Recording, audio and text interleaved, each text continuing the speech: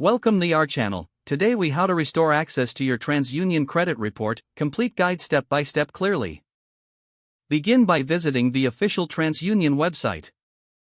Locate the Credit Report Assistance section on the homepage. Click on the option that relates to restoring access to your credit report. You may need to create an account if you do not have one already. If you have an account, log in using your credentials. Once logged in, navigate to the Credit Report section of your account.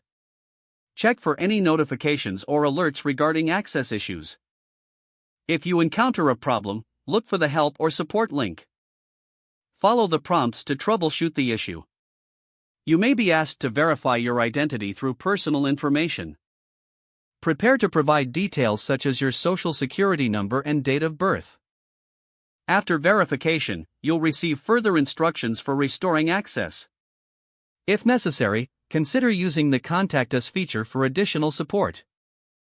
You can reach TransUnion through phone or live chat for immediate assistance. Document your interactions for future reference.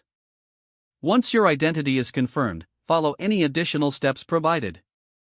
You should receive confirmation once your access is restored. Log back into your account to ensure you can view your credit report.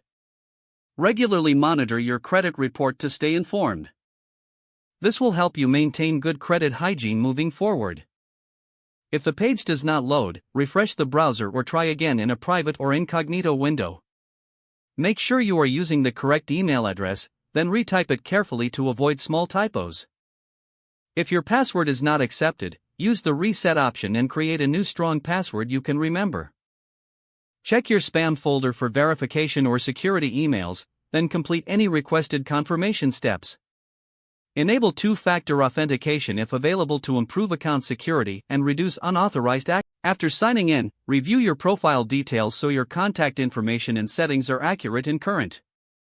If you see an error message, note it down and try again after restarting your device and internet connection.